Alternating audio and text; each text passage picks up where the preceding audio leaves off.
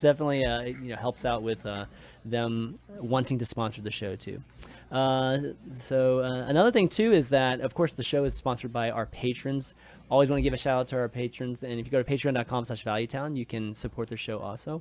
But want to spend a little bit of time here giving a shout out to our legendary producers Mike T, Rami S, and Marshall O, as well as a few others: David T, Albert, Michael W, John R, Carlos H, Pink Mage Diaries, Zhong C, Eric C, Davisaurus, and Nick H. Thanks so much, guys, for and Code Chemist too, just like on any other page here. Thanks so much for supporting the show. You guys are badass, and you guys are such badasses that we have Smilestone today. Noxious is yes. We have Smilestone. Yeah, we're back. We did it like the last few weeks now. This has been amazing. I was born for this. That's right. That's right. So we're gonna do Smilestone. I know we're getting ahead of on the topic bar here because topic of the week is supposed to be up, but Smiles. It's time for Smilestone. We need a little bit after that HCT talk. Here we go. 3, 2, 1. 30 seconds.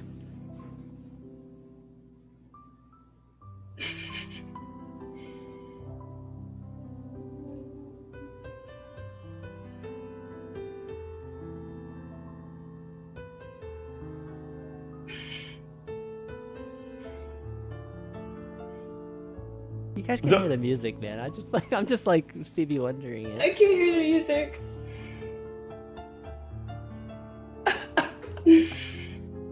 Okay, that was 30 seconds. Not bad, not bad. Okay, looking at you guys makes it so much harder.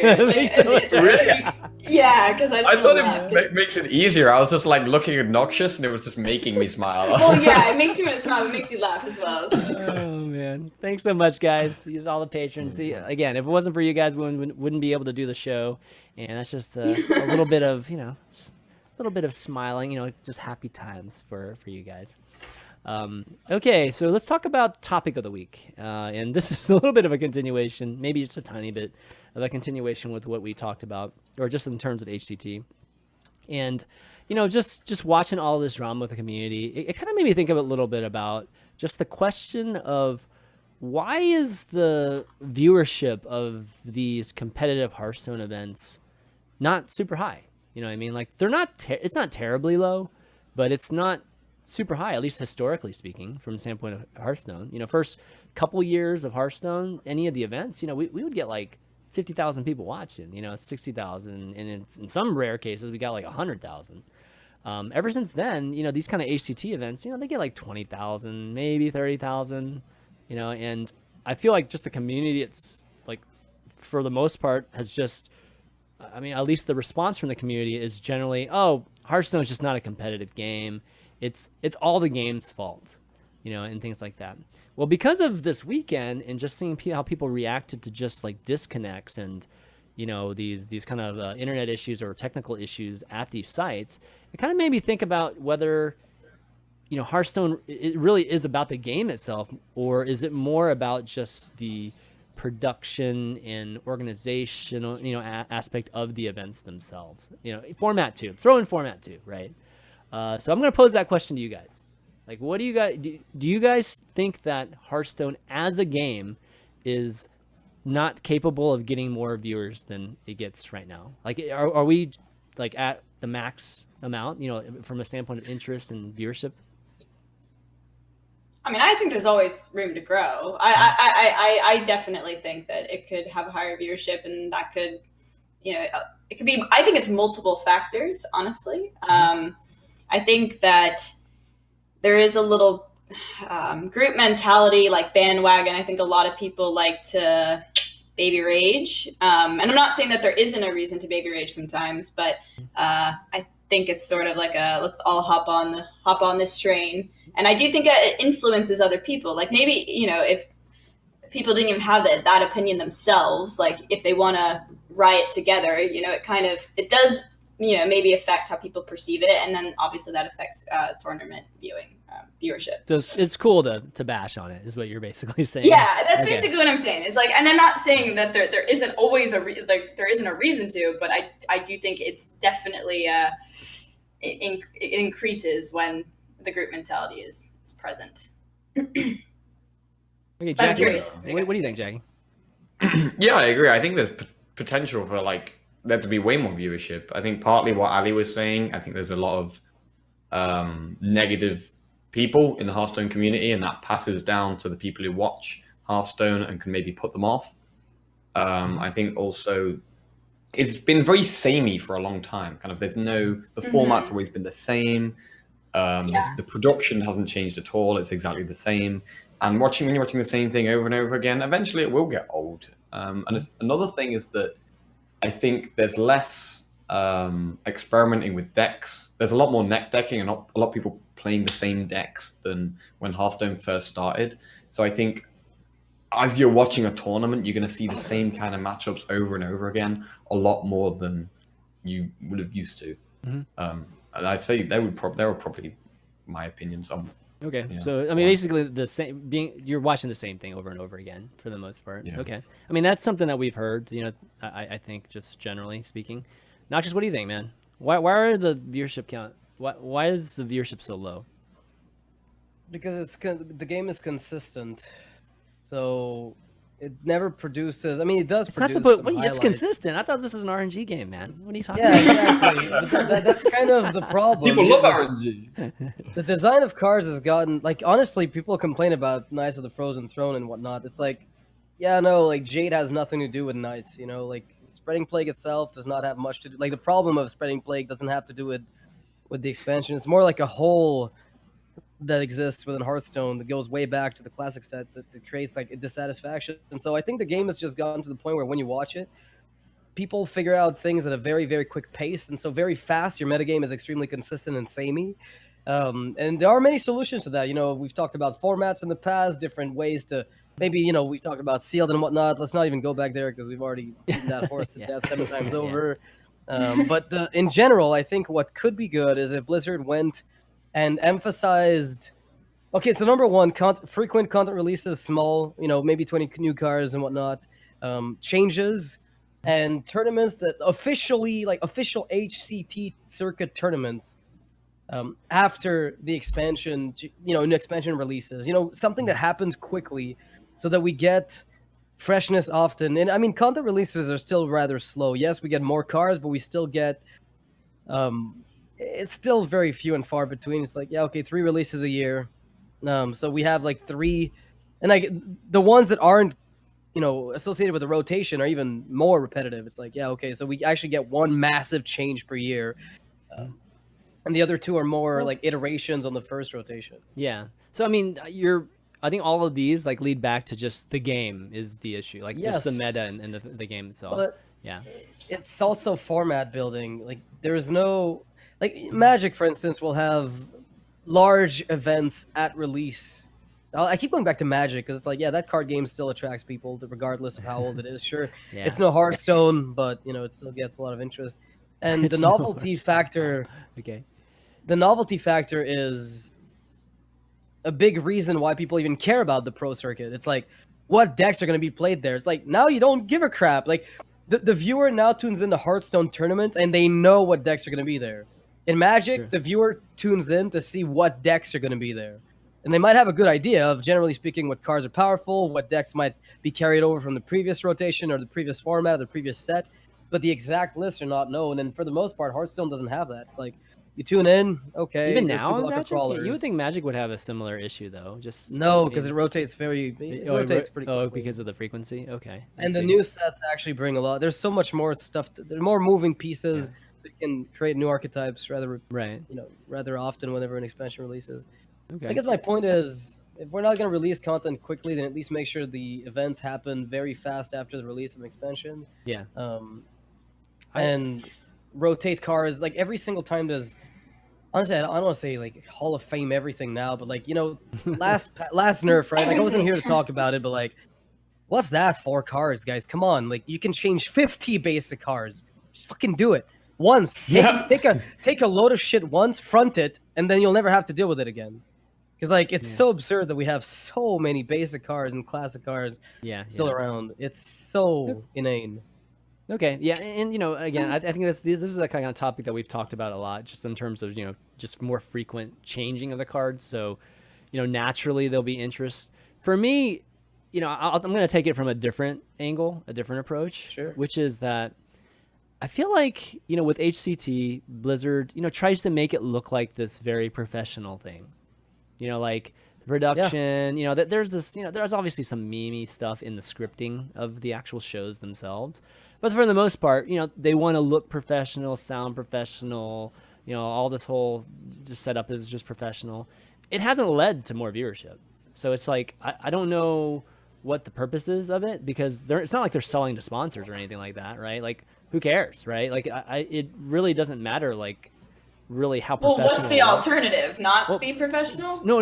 The alternative is not to be not professional. But what I'm saying is that focusing so much on that, and like what casters you have, and if they sound like professional casters and like sports casters or whatever, instead of doing that, why don't you just like totally take a different approach and just focus on viewership? Like, let's go back and let's get the crypts back on these things, and let's just see what happens. Let's just see if we can get like the viewership kind of crazy again, and like take more of a focus on that sort of approach. I mean, whatever happened to the idea of putting the client or putting the, just putting the Twitch player in the client, and having like the casual viewers be able to see like competitive stuff too. Like, all that stuff, I feel like is just, completely either forgotten or just they're not even bothering with it anymore, because what they think they have right now is good, and it's like they have something good though. Like, that's the thing is they've got like they need to make Hearthstone. So number one, they're the company supporting it, and so they have to make the esports scene legitimate, right? And the first step to making it legitimate is to make it professional, and so that's not even finished yet, right? That's not even done. It's not complete. So what they have to do is, after they've done that, and they feel like they're comfortable with their general talent, right? For instance, that's on board, is then work on the rest. And they're working on that. Like, we know from having talked to them that that's something they're working on. But they're prioritizing, the broadcast, right? The coverage, let's say. And so, yeah, but the broadcast is the part that I'm talking about. That's, Jackie mentioned the samey, or. But that's not the presentation. They need to nail presentation and streamline it before they can start talking about, shifting up crazy content, and that's going to probably be added. I mean, I'm hoping it is. But that's go ahead. No, go ahead, Ellie.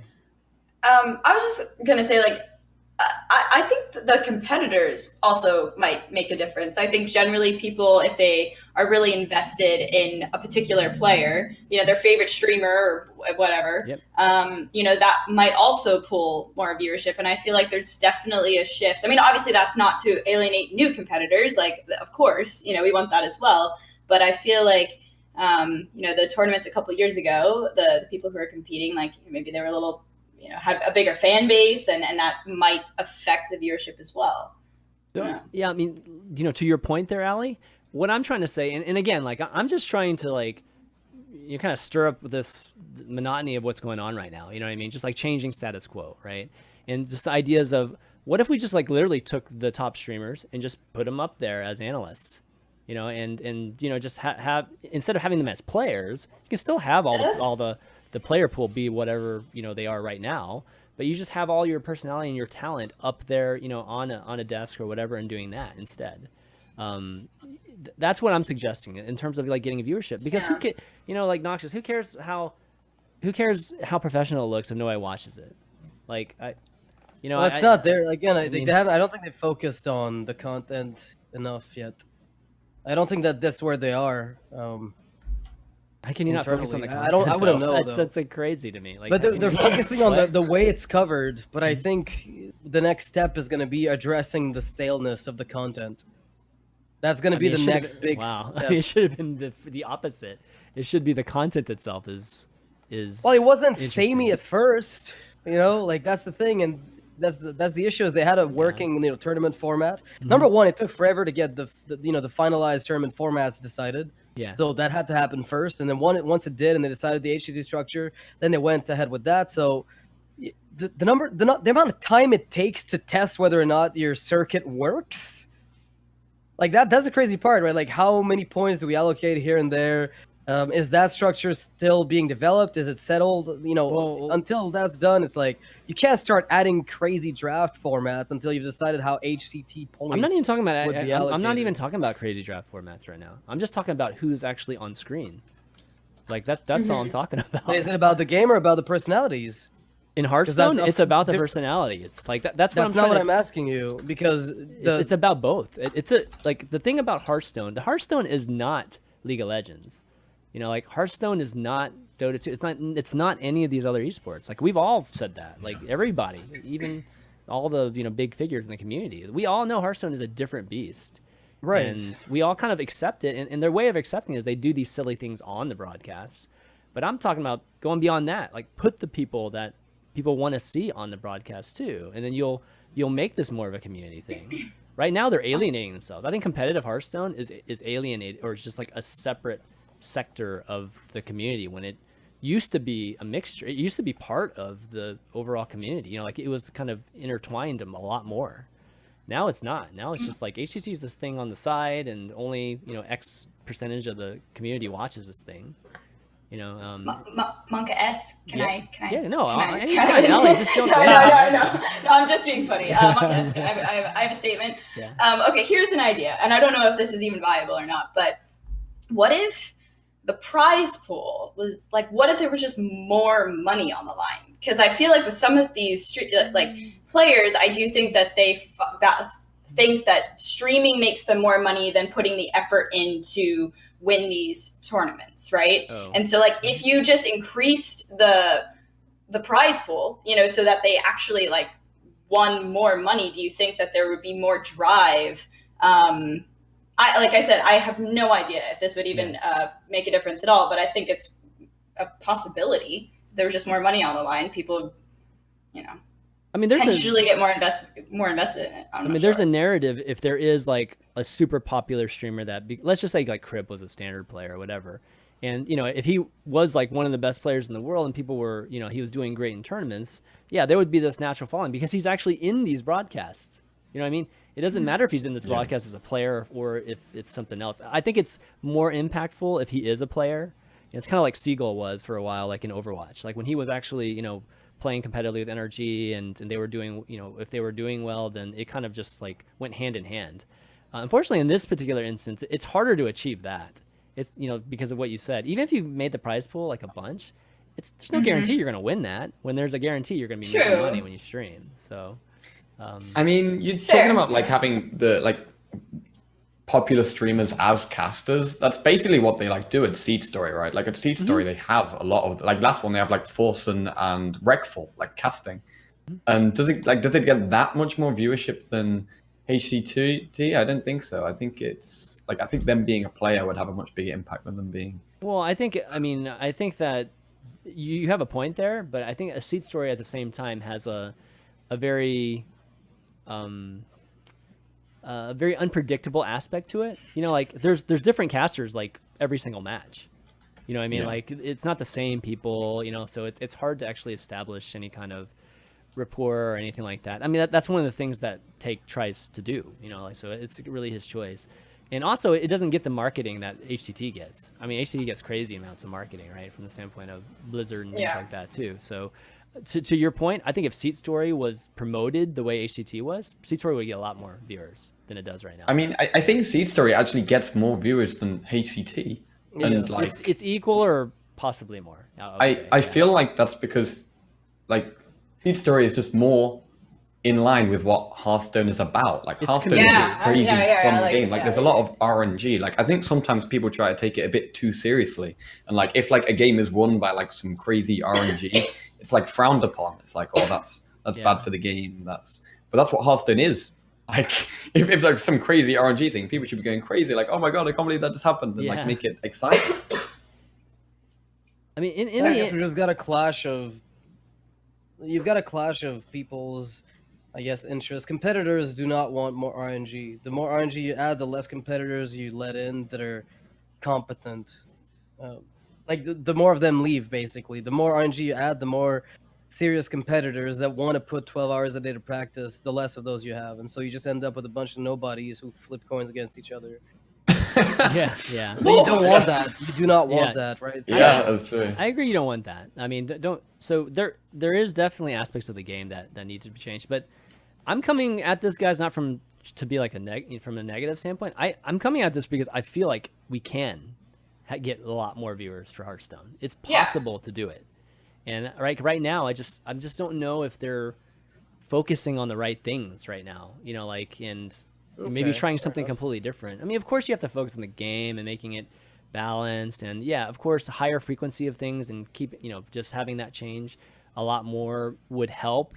But I think there's other things that we can do too. That even just the format of HCT itself, like it could be just maybe different every season, right? Like, what if HCT was very, very different format wise from winter to spring to summer? Like there's so many things where you can externally change what the formatting and game style is. Because right now, I can tell you right now, just like watching the games themselves is not very fun. And I mentioned it last week, right, when we were talking about priest versus priest and some of those type of matchups. And it's just like the audience has no idea what's going to happen next. The casters sometimes have no idea what's going to happen next. So it's just like we're just watching cards being thrown down, then all of a sudden somebody just wins, because they like machine gun the hell out of them at the end. So there's a lot of more work that can be done. Is what I think. Like, I kind of feel right now, and I'm hoping that happens, in 2018. But we kind of got to get back to just like Seed Story. The reason Seed Story is so successful, Jackie, is because Seed Story like overlaps with the community. Overlaps with the community in a very big way. It's a competitive event that does that very, very well.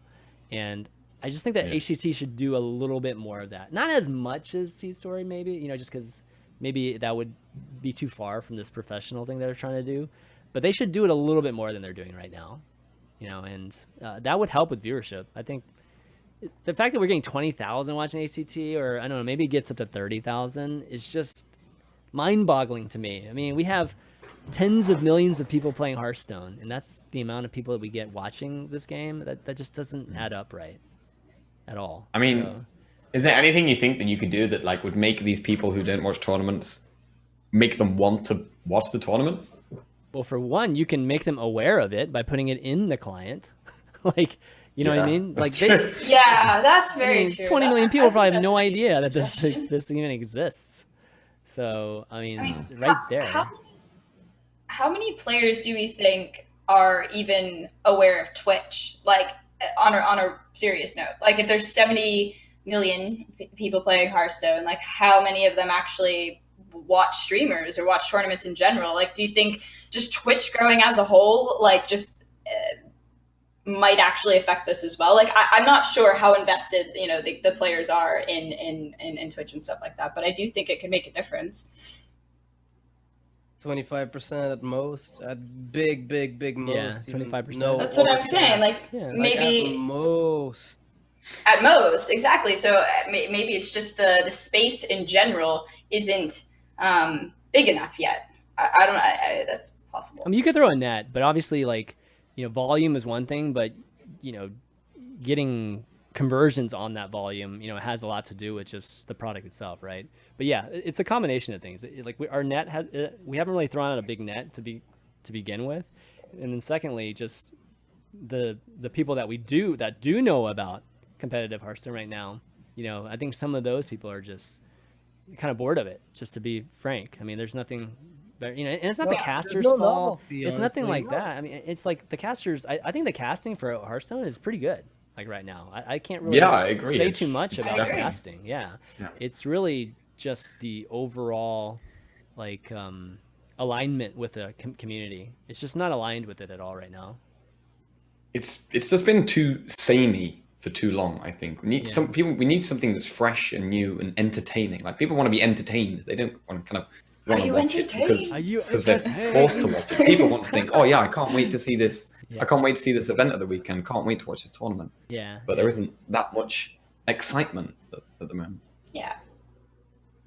I would agree. Yeah. Hopefully, I don't know. I figured we'd bring this up. I know we didn't come up with any concrete solutions or anything like that, but more releases. That's the only solution. Just gotta get more stuff. honestly, without novelty, you're not gonna get people to tune in. Like that's it.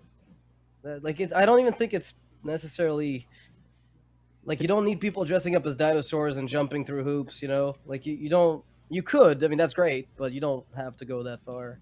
Yeah, but I'm not. like, I don't think if- we're asking for that. I mean, I'm not asking for them to be like cosplaying and being completely silly. Like, you don't either. need new. Like Yeah. you don't need interesting people on the. Like what I mean is you don't need interesting people as much as you need interesting stuff that's ongoing. So novelty, like you'd watch, because the card games are all about exploration. And if you've watched one Shadow Reaper Anduin game, well, okay, maybe not one, but let's say you've watched 5, you've watched all of them, right? Like you've Right, literally right. watched all of them. Yeah, yeah. So after the 5th machine gunning, you're like, yeah, I'm gonna be here for 25 turns, and I understand that, and I know what's gonna happen, and whatever. So at that point, is the casters to keep you hooked. But if you've already seen, if it's a mirror match, then never mind. You're already way gone, dude. Like you've gone and cooked your spaghetti and gone home. Like you're never even logging back on Twitch to watch that game. Like there are some matchups that are more or less exciting, but if there's no novelty in the card pool and the format, you're never gonna get anybody. But even that, Noxious, like you just mentioned Priest vs. Priest, and it's something we talked about last week. You can make that production more interesting. It just takes work. Like you need to make some graphical tools that actually help with explaining what the hell is going on in this matchup. Otherwise, you just have these players looking at 10 cards each turn, and it's like no idea what line that's going to work. Like if you actually had a tool that showed you what the best line is every single turn, then it would all of a sudden become a little bit more interesting to the viewer, because all of a sudden the viewer knows what the player's supposed to do, and then if he doesn't do that, then all of a sudden, okay, it creates a different scenario here. Like, okay, he clearly so made we unleash machine learning and make. I'm just saying, like, casters just read off lines. right. Like, Well, that's I'm what just we saying, do. like, that's an example of something. Yeah. Like, it's an example of at least, something that, from a production standpoint, you can create something that assists the spectator in terms of watching Hearthstone, even in its current state. Right now we don't have any of that. Like right now we're still just relying completely on the casters. Like you've casted matches. Like we rely completely on you to tell the story, and everything is internal. Like everything's are in the player's heads. In some of these very difficult decks. So it's very tough to watch Hearthstone right now. Another Just put thing it is that way. sometimes like there's not a lot going on. Like there'll be people rope the whole turn, and there's not really many options. There's not even much to talk about. So a lot of the time, as the casters, you have to kind of come up with Yeah, you guys are Random talking stuff, about like just improvise. exactly. waffling. Yeah. So I That's do what agree that there just needs to be something else there to kind of for the viewer to see, or something else to talk about that's not just 3 cards in hand and one decision to make. Well, it's the nature of card games, honestly. Like I don't know, because I watched, and I'm gonna go back again. I've watched Magic tournaments, and honestly, it's like watching paint dry. But the reason it's okay to listen to is because the two casters tend to have very good synergy. They tend to banter off, and Yeah. that makes it watchable. So I think Hearthstone's casting is in a good spot compared to. Oh yeah, like I said, they're actually there's working on nothing wrong with pairings. it. Like it makes sense now. Well, like So they- yeah, like I said, it's presentable. the casting is there's nothing wrong with the casting right now. Like I think the I casters honestly were- don't think you want to add more tools and information. 'Cause then I don't know what else you'd put on the screen. Like they're putting up cards just for people that don't know about the card abilities and whatnot. But you don't want to make the whole game be read on a sheet of statistics, because then honestly, like you might as well make 2 bots play against each other and just say fuck players. No, but that's how poker works, dude. Poker works because like the audience knows exactly like what the percentages are, and when something lucky like totally happens, it was super lucky because you saw that there was like a 2% out like right there. Like Okay, so you it- mean it you mean helps- putting outs up, like if they're looking at a 2. Well, I feel like I can't honestly. I've not watched a single set in a long time. Yeah. Okay, in a long time, where the caster didn't highlight like a 1 outer or 2 outer and. Oh, I'm scream not the talking fuck about out like a his single line. like I'm not talking about a single turn, but it's like all those middle turns that seem to not like nothing seems to happen during that time, where in reality something is happening, and it's like you guys can only That's the verbalize caster's it. job. Honestly, yeah, but all yeah, you do that's is the- verbalize it though. It's That's like fine. Whatever. I don't care. That's enough. Like I don't know what else you're looking to put on the screen. just something to at least make it a little more interesting. I'm talking because I'm talking Okay. as a spectator. You know what I mean? So All right. yeah. I Anyways, didn't experience that as a spectator, so I don't know. At this point, we're just headbutting because I really don't I guess. understand the point. anyways, it's just something that I feel like we can improve on, like the viewership wise. And yeah, they're not gonna. The thing is, they're not gonna come out with stuff like very, very frequently. I think we know that. So it's coming up with other stuff that I think is going to be the important part. But I think we need something more stimulating. yeah, I think so too. Okay, well, anyways, why don't we move on? Talk about let's see, deck of the week. So deck of the week this past week we had the Dead Man's Hand deck, which was probably our most difficult deck that we've ever navigated. I think the overall winning percentage was 41% for it. But it was a lot of fun. We ended up having our show on Monday and had a couple patrons join us. It was good. So this week I figured we would do just one of the rogue decks, given that we talked about it. It was such a big topic, or at least seems to be a big trend this week. So which one of the rogue decks do you think? You think Asmo's rogue, or should we do Noxious's rogue here? What do you guys think? What looks more interesting? I'm down for Asmos. But I haven't played it. Yeah, well, I was gonna say I haven't played yours, so I'm kind of down to see how this Nerubian Unraveler I'm actually up works. for either one because I haven't played either. Jackie, I'll let you be a tiebreaker. Which one? God damn it. You have to pick. I'll go with Ali and Asmodee's one. Okay. So we go. I haven't played either of them. Actually, you're going with Noxious because Noxious picks Asmos, right? Yeah. Allie picked. Oh, Noxious. wait, what? Yeah, Noxious picked to do Asmos, but Allie picked Noxious's deck to do. So Yeah. So I Asmo's like deck. Asmos. Asmo's deck sounds good. Asmos has become so, I don't know, it's suddenly spread everywhere, and I think it's the one I've been seeing a lot of. So. Yeah. Go that one. All right, so let's go with this one here, and I'll post this on the Patreon site. So if you want to check it out, go to patreon.com/valuetown a little bit later, and you don't have to participate just as a patron. Like anybody can play the deck of the week and leave your comments. So let us know like how your winning percentage is. But on the shows themselves, we have our guests who are patrons kind of join us and tell us about their experience and all that good stuff. So it's been a lot of fun lately. The patrons have been really enjoying it. So yeah, I've been having a good time with it. Okay, next up we've got the host challenge, which this past week was to play all 7 giants and in a single turn. And dude, I am so mad. I am so crazy mad because there were 3 times.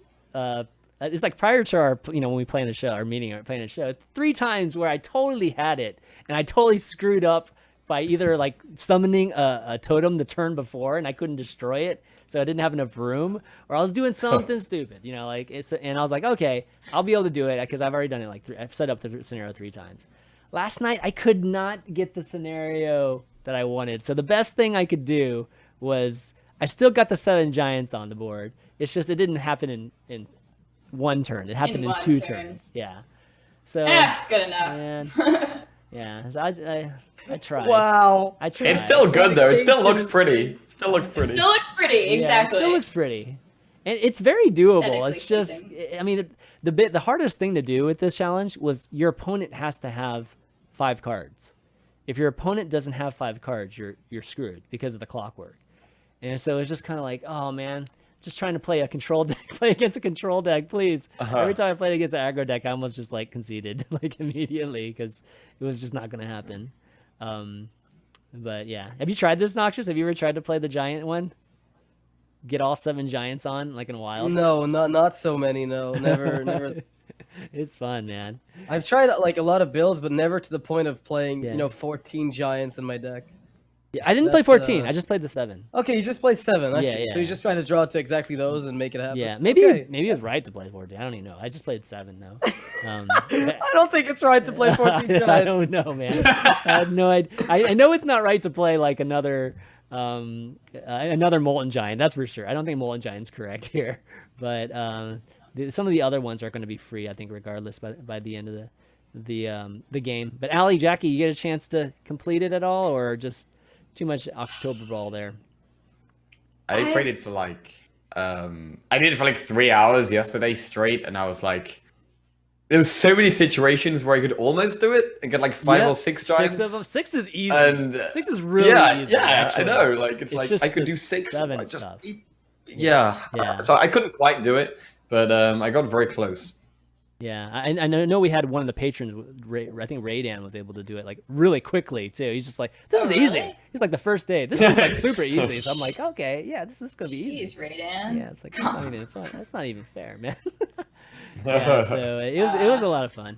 Allie, did you get a chance to try it or no? Yeah, I didn't get around to trying. I'm sorry, guys. It's all good. Busy time. We'll get you on the next one. Yeah, the key to this, by the way, guys, is that when you play the Naga, like everything is for the most part free except for the clockwork. But the trick is you have to kill the Naga at the end to make room for the 7th one. So you have to have a lava burst. So that's like 8 mana right there. You know, just to be able to do it. But you have to do it in the right order, too. That was one of the ones where I screwed up. I played it in the wrong order, and I totally screwed myself when I actually had it, yeah. So give it a try, guys. You know, I was doing this, obviously, at rank 25, 24. But it can be a lot of fun. Okay, we got one question here. So Q&A. Ahmed N. Why is there no last call tournament? I thought it was a best HCT tournament. Oh, he thought it was the best HCT tournament in the past whenever they used to have the last calls, because it used to be, I think it was 32. It's either around a 16 or it's like a 16 of the top players or 32. I can't remember. But then they would, they'd basically play a mini tournament at the end. And then obviously the top, I think 2 players, I believe it was, that went on to BlizzCon. Now they just take whoever has the most points, and they like, I think Muzzy is the person with the top points right now. So he just will most likely just move on to not BlizzCon, but the actual World Championship. So yeah, what do you guys think? Do you guys miss the last call tournament? Because it used to be these were the best players of the year. At least the remaining best players of the year going against each other. No, not particularly. I mean, you've got already the main circuit, I think, showcasing enough solid players. Personally, yeah, I mean, it's nice to have more, but it's pretty kind of entertaining because it's very high stakes. I mean, I thought it was last call it was the top 8 and only the top one, only the winner went to BlizzCon. Maybe it was only the winner. Yeah, only the first place maybe it was the winner. And so it's like, even if you're the guy with the most points, you're like, you've got to beat these other 7 people. So it's kind of, I think it's kind of a bit more fair this way, but it's less entertaining. Yeah. It just adds weight behind the value of points in a nutshell. Yeah. Allie. Also, I think it was very all or nothing, wasn't it? Right? I think the other 7 people, I don't think they got anything. Yeah, it was. Yeah, it was pretty brutal. It was like pretty brutal. Yeah, like I think there should at least be. I think ideally, because it was I think I did find it quite an entertaining thing to watch, because it is like all these people who have super grinded throughout the whole year and done really well and tried really hard. I think the best outcome would be that still it was just like the one winner goes through, but there needs to be some kind of prize or something for the other 7 or something, because it's it's kind of a different type of like league tournament structure mixed in with what we currently have, which is like the winners go on to this final tournament, where this is more of like an overall point total type of format. So I think that I did used to enjoy the tournaments, I have to say. I mean, there were a lot of heartbroken moments for people like RDU and guys that like literally spent their entire years doing that. But I can't say that I don't I definitely agree with what they've done with the points. If they're the biggest point total holder at the end of the year, then they deserve to go. So I miss it from the standpoint, like you said, entertainment wise, but I don't think that it was necessarily the right thing to do in the past. So I don't know. Maybe one of these days I can do something different. I don't know what it would be, but did the winner of the last call get a prize too? I felt like there was a little bit of a prize money thing at the last call tournament. Was there not? Might have been 10K, but I forget. I think there was a little bit. So there was something in the past. Yeah. But okay. Anyways, if you guys got questions for next week, go ahead and write those into valuetown@chanmanv.tv, and we'll try to get those on the show, as well as Mechatorx Workshop. We just didn't have as much time this week to do Mechatorx, so the folks that have submitted them, I'll carry those over into next week, so you don't have to submit them again. But looking forward to talking about some of those cards too. But I think that's going to be it, guys. Why don't we wrap up? Noxious, good having you back on the show. Want to do any shout-outs? Yeah, just usual shouts to complexity and whatnot. Typical stuff, and to you guys for putting on the show. Good job on the milestone, Smilestone. That's right. That's right. No, the patrons have been awesome lately. Allie, want to do some shout-outs? Shout out, sorry that was outside of my window. Thought it was like a plane or something. I was like, Yeah, what? it was a motorcycle, so sorry, Noxious, for messing up your shout out. But yeah, just F2K_Allie is my Twitter. You're on my channel. Shout out to the chat. You guys are great. Shout out to our patrons. We couldn't do it without you guys. Thank you so much for supporting us from the bottom of our hearts. And to my lovely co-hosts. Team Light, too. And Team Light. Equip those card packs, guys. Right. Jackie? Come on. Shout out to Fate Karma for supporting me and Ali as ever. Shout out to Power Bear for this sweet phone case that I'm loving. Boom. Nice plug. Love it. Yeah, thank you for watching and listening, everybody, and thank you, all of my co-hosts, for a great show. Lots of good chat. Yeah, definitely lots of good stuff. Probably a little bit more talking than we normally do. So we'll get back to a lot of fun and crazy kind of plays next week. But yeah, big shout out again, like Jack was saying, to Power Bear. Thanks so much for sponsoring this episode. And yeah, get one of these cases, because like, is there anything better and more in line with like Hearthstone and mobile Hearthstone than a backup battery? I can't really think of too many things that we would want to promote on the show that would be in line. A dice, maybe? A dice, a fidget, some kind of fidgety thing that we could do, a fidget card or something like that. I don't know. Yeah. But yeah, go check that out. Go to gopowerbear.com/valuetown, and there are lots of giveaways and instructions on how to buy yours with 15% off too. Anyways, thanks to all the patrons again. Thanks to all three of you guys for doing the show and everybody for watching. You can find the VODs on youtube.com/ChanManV for this episode or any of the others. You can find us on iTunes also, as well as Google Play and SoundCloud.com/ChanManV if you want to listen to us on the way to work or anything like that. That's going to be it, guys, for Value Town this week. So for Noxious, Alliestrasza, Jackie Chan, and myself, ChanManV, we'll see you next week. Bye, guys. Peace. Peace. Adios.